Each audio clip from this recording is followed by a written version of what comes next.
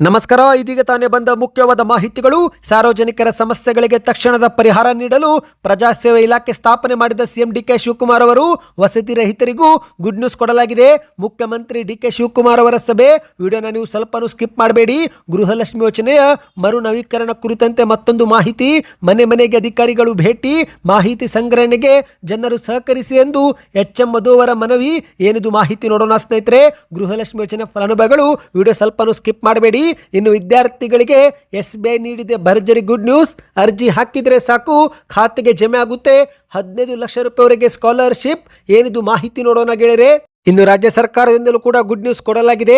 SC/ST ವಿದ್ಯಾರ್ಥಿಗಳಿಗೆ scholarship ಹೆಚ್ಚಳ ಮಾಡುವ ಬಗ್ಗೆ ಸಿಎಂ ಅವರೊಂದಿಗೆ ಚರ್ಚೆ ಮಾಡುವುದಾಗಿ ಉಪಮುಖ್ಯಮಂತ್ರಿ ಪರಮೇಶ್ವರ್ ಅವರು ಭರವಸೆ ಕೊಟ್ಟಿದ್ದಾರೆ. ಎಲ್ಲ ಮಾಹಿತಿಗಳನ್ನು ಡೀಟೇಲ್ ಆಗಿ ನೋಡೋಕ್ಕೂ ಮೊದಲು ನೀವು ನಮ್ಮ ಚಾನಲ್ಗೆ ಮೊದಲು ಬಾರಿ ಭೇಟಿ ಕೊಡ್ತಾ ಇದ್ರೆ ದಯವಿಟ್ಟು ಸಬ್ಸ್ಕ್ರೈಬ್ ಆಗಿ, ಪಕ್ಕದಲ್ಲಿ ಕಾಣಿಸುವ ಗಂಟೆ ಕೂಡ ಒತ್ತಿದ್ರೆ ರಾಜ್ಯದ ಮಾಹಿತಿಗಳು ನಿಮಗೆ ಸಿಗುತ್ತವೆ. ವಿಡಿಯೋಗೆ ಲೈಕ್ ಮಾಡಿ ಮತ್ತು ವಿಡಿಯೋ ಕೊನೆವರೆಗೂ ನೋಡಿ. ಬನ್ನಿ ಸ್ನೇಹಿತರೆ, ಎಲ್ಲ ಮಾಹಿತಿಗಳನ್ನು ಡೀಟೇಲ್ ಆಗಿ ನೋಡೋಣ.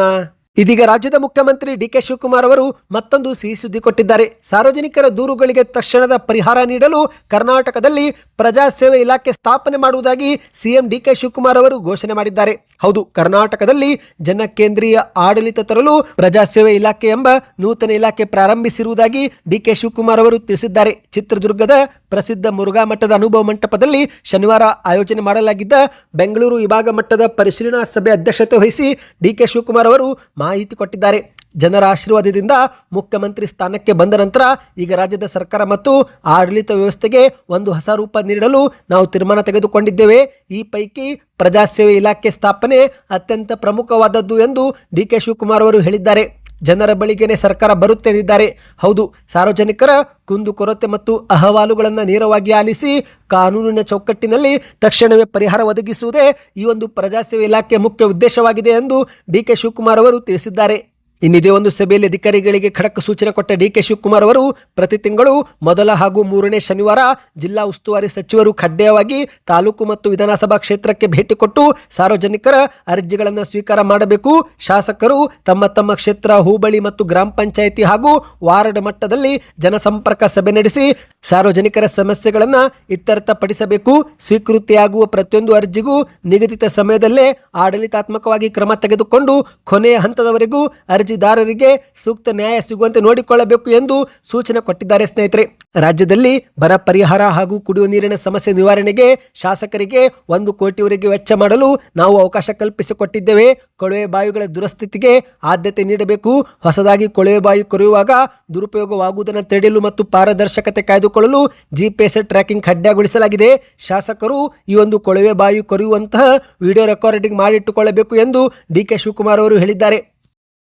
ಇದೇ ವೇಳೆ ಮತ್ತೆ ಮುಂದುವರೆದು ಮಾತನಾಡಿ, ಗೃಹಲಕ್ಷ್ಮಿ ಹಾಗೂ ಗೃಹಜ್ಯೋತಿ ಯೋಜನೆಗಳಂತಹ ಗ್ಯಾರಂಟಿ ಯೋಜನೆಗಳಲ್ಲಿ ಕಂಡು ಬರುತ್ತಿರುವ ದುರುಪಯೋಗ, ತಾಂತ್ರಿಕ ಲೋಪ ಮತ್ತು ಖಾತೆಗಳ ಗೊಂದಲ ತಡೆಗಟ್ಟಲು ಸೂಕ್ತ ಕ್ರಮ ತೆಗೆದುಕೊಳ್ಳಬೇಕು ಎಂದಿದ್ದಾರೆ. ಪ್ರತಿಯೊಬ್ಬರಿಗೆ ಗ್ಯಾರಂಟಿ ಸೌಲಭ್ಯ ಸಿಗುತ್ತಿದ್ದಿಲ್ಲ ಎಂಬುದನ್ನು ಖಚಿತಪಡಿಸಿಕೊಳ್ಳಬೇಕು ಎಂದು ಅಧಿಕಾರಿಗಳಿಗೆ ಸೂಚನೆ ಕೊಟ್ಟಿದ್ದಾರೆ. ಮತ್ತು ಅಷ್ಟು ಮಾತ್ರವಲ್ಲ ಸ್ನೇಹಿತರೆ, ರೈತರ ಬಗ್ಗೆಯೂ ಕೂಡ ಮಾತನಾಡಿದ ಡಿಕೆ ಶಿವಕುಮಾರ್ ಅವರು, ರೈತರ ಹಿತರಕ್ಷಣೆ ನಮ್ಮ ಸರ್ಕಾರದ ಮುಖ್ಯ ಉದ್ದೇಶ. ಅಧಿಕಾರಿಗಳು ಮತ್ತು ಸಮಿತಿಗಳು ನೀಡುವ ಮಾರ್ಗದರ್ಶನದಂತೆ ರೈತರು ಬೆಳೆಗಳನ್ನು ಬೆಳೆಯಬೇಕು. ಸರ್ಕಾರದ ಸೂಚನೆಗಳನ್ನು ಮೀರಿ ಬೆಳೆ ಬೆಳೆದು ಆ ನಂತರ ನಮ್ಮ ಮೇಲೆ ಒತ್ತಡ ಹೇರಿದರೆ ನಾವು ಸಹಾಯ ಮಾಡಲು ಸಾಧ್ಯವಾಗುವುದಿಲ್ಲ ಎಂದು ಮೊದಲೇ ಡಿಕೆ ಶಿವಕುಮಾರ್ ಅವರು ಸ್ಪಷ್ಟಪಡಿಸಿದ್ದಾರೆ. ಅಂದಹಾಗೆ ಸ್ನೇಹಿತರೆ, ಡಿಕೆ ಶಿವಕುಮಾರ್ ಅವರು ಸಭೆಯಲ್ಲಿ ಇನ್ನೂ ಹಲವಾರು ಪ್ರಮುಖ ಸೂಚನೆಗಳನ್ನು ಕೊಟ್ಟಿದ್ದಾರೆ. ಅದರಲ್ಲಿ ಪ್ರಮುಖವಾದದ್ದು ಯಾವುದೆಂದರೆ, ಮೊದಲನೇದಾಗಿ ರಾಜ್ಯದಲ್ಲಿ ಶೀಘ್ರವೇ 70,000ಕ್ಕೂ ಹೆಚ್ಚು ಹುದ್ದೆ ಭರ್ತಿ ಮಾಡುವ ನೇಮಕಾತಿ ಪರ್ವ ನಡೀತಾ ಇದೆ ಎಂದಿದ್ದಾರೆ. ಎರಡನೇದಾಗಿ ಹೊಸ ಬೋರ್ವೆಲ್ ಆಳದ ಬಗ್ಗೆ ವಿಡಿಯೋ ಇರಬೇಕು ಮತ್ತು ಸರಿಯಾದ ಮಾಹಿತಿ ದಾಖಲಿಸಬೇಕು ಎಂದಿದ್ದಾರೆ. ಹೌದು, 150 ಅಡಿ ಕೊರೆದು 500-600 ಅಡಿ ಕೊರೆಯಲಾಗಿದೆ ಎಂದು ತೋರಿಸಿಕೊಳ್ಳುವ ಆ ಕ್ರಮಕ್ಕೆ ಆಸ್ಪದ ನೀಡಬಾರದು ಎಂದಿದ್ದಾರೆ.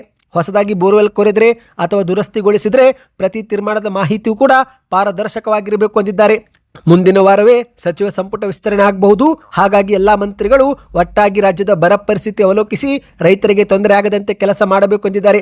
ಪ್ರತಿ ವಿಧಾನಸಭಾ ಕ್ಷೇತ್ರದಲ್ಲಿ ಕುಡಿಯುವ ನೀರು ಪೂರೈಕೆಗೆ 1 ಕೋಟಿವರೆಗೆ ಖರ್ಚು ಮಾಡಬಹುದು ಎಂದು ಕೂಡ ಮಾಹಿತಿ ಕೊಟ್ಟಿದ್ದಾರೆ. ಸ್ನೇಹಿತರೆ, 1 ಕೋಟಿ ಕುಟುಂಬಗಳಿಗೆ 1 ವರ್ಷದಲ್ಲಿ ಈ ಖಾತಾ ಹಂಚಿಕೆ ಮಾಡಲು ತೀರ್ಮಾನಿಸಲಾಗಿದೆ. ಪ್ರತಿಯೊಬ್ಬರೂ ಸ್ವಂತ ಮನೆ ಹೊಂದಲು ಪ್ರತಿ ತಾಲೂಕಿನಲ್ಲಿ ವಸತಿ ರಹಿತರಿಗೆ ನಿವೇಶನ ನೀಡಲು ಆಯಾ ಜಿಲ್ಲಾಧಿಕಾರಿಗಳು ಭೂ ಬ್ಯಾಂಕ್ ರಚಿಸಬೇಕು ಎಂದು ಕೂಡ ಸೂಚನೆ ಕೊಟ್ಟಿದ್ದಾರೆ. ಶಾಲಾ ವಿದ್ಯಾರ್ಥಿಗಳಿಗೆ ಉಚಿತ ಬಸ್ ಪಾಸ್ಗಳು ಸರಿಯಾಗಿ ಹಂಚಿಕೆ ಮಾಡಲಾಗುತ್ತಿದೆಯೋ ಎಂಬುದನ್ನು ಆಯಾ ಶಾಸಕರು ಜನಪ್ರತಿನಿಧಿಗಳು ಶಾಲೆಗೆ ಹೋಗಿ ಪರಿಶೀಲಿಸಬೇಕು. ಗೃಹಲಕ್ಷ್ಮಿ ಯೋಜನೆ ಹಣ ಒಂದಷ್ಟು ನಕಲಿ ಖಾತೆಗೆ ಹೋಗುತ್ತಿರುವುದು ಕಂಡು ಬಂದಿದ್ದು ಅದನ್ನು ಕೂಡ ಪರಿಶೀಲಿಸಬೇಕು ಎಂದು ಸಾಲು ಸಭೆಯಲ್ಲಿ ಸೂಚನೆ ಕೊಟ್ಟಿದ್ದಾರೆ. ಬನ್ನಿ ಗೆಳೆಯರೆ, ಇದೀಗ ಗೃಹಲಕ್ಷ್ಮಿ ಯೋಜನೆ ಕುರಿತಂತೆ ಒಂದು ಮಾಹಿತಿ ಬಂದಿದೆ. ಅದಕ್ಕೂ ಮೊದಲು ಚಾನಲ್ಗೆ ಸಬ್ಸ್ಕ್ರೈಬ್ ಆಗಿಲ್ಲವೆಂದರೆ ದಯವಿಟ್ಟು ಸಬ್ಸ್ಕ್ರೈಬ್ ಮಾಡಿಕೊಳ್ಳಿ.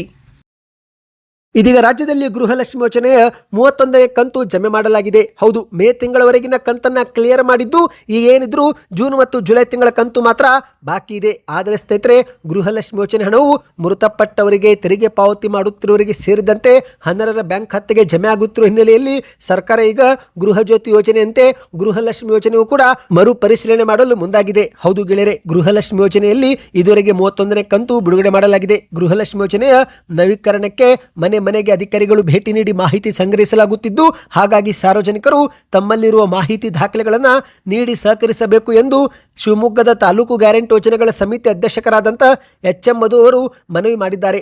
ಹೌದು, ಇತ್ತೀಚೆಗೆ ನಡೆದಂಥ ಪ್ರಗತಿ ಪರಿಶೀಲನಾ ಸಭೆಯಲ್ಲಿ ಅಧ್ಯಕ್ಷತೆ ವಹಿಸಿ ಮಾತನಾಡಿದ ಇವರು, ರಾಜ್ಯದಲ್ಲಿ ಗೃಹಲಕ್ಷ್ಮಿ ಯೋಜನೆಯ ಅರ್ಹ ಫಲಾನುಭವಿಗಳ ಬ್ಯಾಂಕ್ ಖಾತೆಗೆ 31ನೇ ಕಂತಿನವರೆಗೆ ಹಣ ಹಾಕಲಾಗಿದೆ. ರಾಜ್ಯ ಸರ್ಕಾರ ಮೃತಪಟ್ಟವರ ಬ್ಯಾಂಕ್ ಖಾತೆಗಳನ್ನು ಕೂಡ ಪರಿಶೀಲಿಸುತ್ತಿದ್ದು, ಒಂದೊಮ್ಮೆ ಹಣ ಜಮಾ ಆಗಿದ್ರೆ ಅದನ್ನು ವಾಪಸ್ಸು ಕೂಡ ಪಡೆದುಕೊಳ್ಳಲಾಗುತ್ತೆ. ಇನ್ನು ಪಡಿತರ ಚೀಟಿ ಪರಿಷ್ಕರಣೆ ವೇಳೆ BPL ಕಾರ್ಡು ರದ್ದಾಗಿ APL ಕಾರ್ಡ್ಗೆ ಪರಿವರ್ತನೆ ಆಗಿರುವ ಕಾರ್ಡುಗಳಿಗೆ ಸಂಬಂಧಿಸಿದಂತೆ ಕ್ರಮ ತೆಗೆದುಕೊಳ್ಳಲಾಗಿದೆ. ಅರ್ಹರಾಗಿದ್ದರೂ ಕೂಡ ಕೆಲವು ತಾಂತ್ರಿಕ ಕಾರಣದಿಂದ BPL ಕಾರ್ಡು ಏನಾದರೂ ರದ್ದಾಗಿ APL ಕಾರ್ಡ್ಗೆ ಬದಲಾವಣೆ ಆಗಿದ್ರೆ ಆಗ ಸರ್ಕಾರ ಅಂತವರಿಗೆ ಅವಕಾಶ ಕೊಟ್ಟಿದ್ದು, ಮತ್ತೊಮ್ಮೆ ಆಹಾರ ಇಲಾಖೆಗೆ ಭೇಟಿ ಕೊಟ್ಟು ಆಕ್ಷೇಪಣೆ ಅರ್ಜಿ ಸಲ್ಲಿಕೆ ಮಾಡಬೇಕು. ಅರ್ಜಿ ಸಲ್ಲಿಕೆ ಮಾಡಿದ 48 ಗಂಟೆಯೊಳಗೆ ಮತ್ತೆ BPL ಕಾರ್ಡು ಕೊಡುತ್ತೇವೆ ಎಂದು ಮಾಹಿತಿ ಕೊಟ್ಟಿದ್ದಾರೆ. ಇನ್ನೀಗ ಗೃಹಲಕ್ಷ್ಮಿ ಯೋಜನೆ ಸಂಬಂಧಿಸಿದಂತೆ CM DK ಶಿವಕುಮಾರ್ ಅವರಿಂದ ಒಂದು ಮುಖ್ಯವಾದ ಮಾಹಿತಿ ಮುನ್ನೆಲೆಗೆ ಬಂದಿದೆ. ಎಲ್ಲಾ ಗೃಹಲಕ್ಷ್ಮಿ ಯೋಜನೆ ಫಲಾನುಭವಿಗಳು ಶೀಘ್ರವೇ ಬಯೋಮೆಟ್ರಿಕ್ ಅಥವಾ ಫೇಸಿಯಲ್ ಅಥೆಂಟಿಕೇಶನ್ ಪ್ರಕ್ರಿಯೆಗೆ ಒಳಗಾಗುವುದು ಕಡ್ಡಾಯ ಮಾಡಲಾಗಿದೆ. ಹೌದು ಗೆಳೆಯರೆ, ಮುಖ ಚೆಹರೆ ದೃಢೀಕರಣ ಅಥವಾ ಬಯೋಮೆಟ್ರಿಕ್ ನೀಡುವ ಮೂಲಕ ನೀವು ಮತ್ತೊಮ್ಮೆ ನಿಮ್ಮ ಅರ್ಜಿಯನ್ನ ಮರುಪರಿಶೀಲನೆ ಮಾಡಿಕೊಳ್ಳಬೇಕು. ಯಾಕಂದ್ರೆ ಗೃಹಲಕ್ಷ್ಮಿ ಯೋಜನೆಯಲ್ಲಿ ಫಲಾನುಭವಿಗಳ ಅರ್ಹತೆ ಸಮಗ್ರವಾಗಿ ಪರಿಶೀಲಿಸಲು ರಾಜ್ಯ ಸರ್ಕಾರ ಮುಂದಾಗಿದೆ ಸ್ನೇಹಿತರೆ. ಅದಕ್ಕಾಗಿಯೇ ಸರ್ಕಾರ ಈಗ 20 ಕೋಟಿ ರೂಪಾಯಿ ವೆಚ್ಚ ಮಾಡಲು ಕೂಡ ನಿರ್ಧಾರ ಮಾಡಿರುವುದಾಗಿ CM DK ಶಿವಕುಮಾರ್ ಅವರು ಹೇಳಿದ್ದಾರೆ. ಹೌದು, ಗೃಹಲಕ್ಷ್ಮಿ ಯೋಜನೆಯ ಮರುಪರಿಶೀಲನಾ ಪ್ರಕ್ರಿಯೆಯನ್ನು ಯಶಸ್ವಿಯಾಗಿ ಅನುಷ್ಠಾನಗೊಳಿಸಲು ರಾಜ್ಯ ಸರ್ಕಾರ 20 ಕೋಟಿ ರೂಪಾಯಿವರೆಗೆ ವೆಚ್ಚ ಮಾಡಲು ಸಿದ್ಧವಾಗಿದೆ ಎಂದು DK ಶಿವಕುಮಾರ್ ಅವರು ಹೇಳಿದ್ದಾರೆ. ಮತ್ತೊಮ್ಮೆ ಅರ್ಜಿ, ಬಯೋಮೆಟ್ರಿಕ್ ವ್ಯವಸ್ಥೆ, ಸಿಬ್ಬಂದಿಗಳಿಗೆ ಸಂಬಳ ಸೇರಿದಂತೆ ಎಲ್ಲ ಒಂದು ಖರ್ಚು ಸಾಗಿಸಲು 20 ಕೋಟಿ ಬೇಕಾಗಬಹುದು. ಅದಕ್ಕಾಗಿ ಅನುದಾನ ಮೀಸಲಿಟ್ಟಿದ್ದೇವೆ. ಗೃಹಲಕ್ಷ್ಮಿ ಯೋಜನೆ ಫಲಾನುಭವಿಗಳ ಬಯೋಮೆಟ್ರಿಕ್, ಬ್ಯಾಂಕ್ ಖಾತೆ ಮತ್ತು ಮೊಬೈಲ್ ಸಂಖ್ಯೆ ಎಲ್ಲವನ್ನು ಕೂಡ ಪರಿಶೀಲನೆ ಮಾಡುತ್ತೇವೆ. ಕೆಲವರು ಯಾರದ್ದೋ ದೂರವಾಣಿ ಸಂಖ್ಯೆ, ಯಾರದ್ದೋ ಬ್ಯಾಂಕ್ ಖಾತೆ ಕೊಟ್ಟಿದ್ದು, ಇನ್ನು ಮುಂದೆ ಆ ರೀತಿ ಎಲ್ಲ ನಡೆಯೋದಿಲ್ಲ. ಗಂಡ ಅಥವಾ ಮಕ್ಕಳ ಬ್ಯಾಂಕ್ ಖಾತೆ ಕೊಟ್ಟಿದ್ರೆ ಆ ಒಂದು ಖಾತೆಗಳನ್ನು ಕೂಡ ಇನ್ನು ಮುಂದೆ ಪರಿಗಣಿಸೋದಿಲ್ಲ.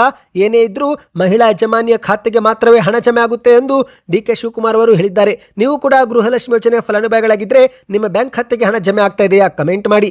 ಬನ್ನಿ ಗೆಳೆಯರೆ, ಮತ್ತೊಂದು ಮಾಹಿತಿಗೆ ಹೋಗೋಣ. ದೇಶದ ಅತಿದೊಡ್ಡ ಸರ್ಕಾರಿ ಬ್ಯಾಂಕ್ ಆಗಿರುವ ಸ್ಟೇಟ್ ಬ್ಯಾಂಕ್ ಆಫ್ ಇಂಡಿಯಾ ವಿದ್ಯಾರ್ಥಿಗಳಿಗೆ ಸಿಹಿ ಸುದ್ದಿ ಕೊಟ್ಟಿದೆ. ಆರ್ಥಿಕ ಸಂಕಷ್ಟದಿಂದಾಗಿ ಶಿಕ್ಷಣ ಮುಂದುವರಿಸಲು ಸಾಧ್ಯವಾಗದ ಅಥವಾ ಶುಲ್ಕ ಪಾವತಿ ಮಾಡಲು ಕಷ್ಟಪಡುತ್ತಿರುವ ಪ್ರತಿಭಾವಂತ ವಿದ್ಯಾರ್ಥಿಗಳಿಗೆ SBI ಇದೀಗ ಆರ್ಥಿಕ ನೆರವು ನೀಡಲು ಮುಂದಾಗಿದೆ. ಹೌದು ಗೆಳೆಯರೆ, ದೇಶಾದ್ಯಂತ ಶಾಲಾ ಹಂತದಿಂದ ಹಿಡಿದು IIT ಮಟ್ಟದವರೆಗೆ ವ್ಯಾಸಂಗ ಮಾಡುತ್ತಿರುವ ಎಲ್ಲ ವಿದ್ಯಾರ್ಥಿಗಳು ಸ್ಕಾಲರ್ಶಿಪ್ಗೆ ಅರ್ಜಿ ಹಾಕಬಹುದು. ಅರ್ಹ ವಿದ್ಯಾರ್ಥಿಗಳಿಗೆ ಅವರ ಕೋರ್ಸು ಮತ್ತು ಕಾಲೇಜು ಆಧಾರದ ಮೇಲೆ 15,000 ರೂಪಾಯಿಯಿಂದ 15 ಲಕ್ಷದವರೆಗೆ ನೇರವಾಗಿ ಹಣ ನೀಡಲು SBI ನಿರ್ಧಾರ ಮಾಡಿದೆ. ಈ ವರ್ಷ ದೇಶಾದ್ಯಂತ 25,000 ವಿದ್ಯಾರ್ಥಿಗಳಿಗೆ ಸಹಾಯ ಮಾಡಲು SBI ನಿರ್ಧಾರ ಮಾಡಿದೆ. ಹೌದು ಗೆಳೆಯರೆ, ನೀವೇನಾದರೂ ವಿದ್ಯಾರ್ಥಿಗಳಾಗಿದ್ದು ಕಳೆದ ಶೈಕ್ಷಣಿಕ ವರ್ಷದಲ್ಲಿ ಕನಿಷ್ಠ 75% ಅಂಕ ಪಡೆದುಕೊಂಡಿದ್ರೆ ಈ ಒಂದು ಯೋಜನೆಗೆ ನೀವು ಅರ್ಜಿ ಹಾಕಬಹುದು. ಹೌದು, ಶಾಲಾ ವಿದ್ಯಾರ್ಥಿಗಳ ಕುಟುಂಬದ ವರ್ಷದ ಆದಾಯ 3 ಲಕ್ಷಕ್ಕಿಂತ ಕಡಿಮೆ ಇರಬೇಕು. ಕಾಲೇಜು ವಿದ್ಯಾರ್ಥಿಗಳಾಗಿದ್ದರೆ ನಿಮ್ಮ ಕುಟುಂಬದ ವರ್ಷದ ಆದಾಯ 6 ಲಕ್ಷಕ್ಕಿಂತ ಕಡಿಮೆ ಇರಬೇಕು. ಆಗ ಮಾತ್ರ ನೀವು ಈ ಒಂದು ಯೋಜನೆಗೆ ಅರ್ಜಿ ಹಾಕಬಹುದು. ಅರ್ಜಿ ಹಾಕಲು ಸ್ನೇಹಿತರೆ ಆನ್ಲೈನ್ ಮೂಲಕ ಅವಕಾಶ ಕೊಡಲಾಗಿದೆ. SBI ಆಶಾ ಸ್ಕಾಲರ್ಶಿಪ್ ಯೋಜನೆ ಇದಾಗಿದೆ. ಇದರ ಒಂದು ಕೊನೆ ದಿನಾಂಕ ಸೆಪ್ಟೆಂಬರ್ 4, 2026 ಎಂದು ಹೇಳಲಾಗುತ್ತಿದ್ದು, ಹೆಚ್ಚಿನ ಮಾಹಿತಿಗಾಗಿ ನೀವು SBI ಶಾಖೆಗೆ ಭೇಟಿ ಕೊಟ್ಟು ಮಾಹಿತಿ ಪಡೆದುಕೊಳ್ಳಬಹುದು. ಅಥವಾ ಕಮೆಂಟ್ನಲ್ಲಿ SBI ಸ್ಕಾಲರ್ಶಿಪ್ ಎಂದು ಕಮೆಂಟ್ ಮಾಡಿದರೆ ಈ ಬಗ್ಗೆ ಇನ್ನಷ್ಟು ಮಾಹಿತಿ ತಂದು ಕೊಡುತ್ತೇವೆ. ಇನ್ನು ಈಗ ರಾಜ್ಯ ಸರ್ಕಾರದಿಂದಲೂ ಕೂಡ ಸ್ಕಾಲರ್ಶಿಪ್ ಹೆಚ್ಚಳ ಮಾಡುವ ಒಂದು ಗುಡ್ ನ್ಯೂಸ್ ಸಿಕ್ಕಿದೆ.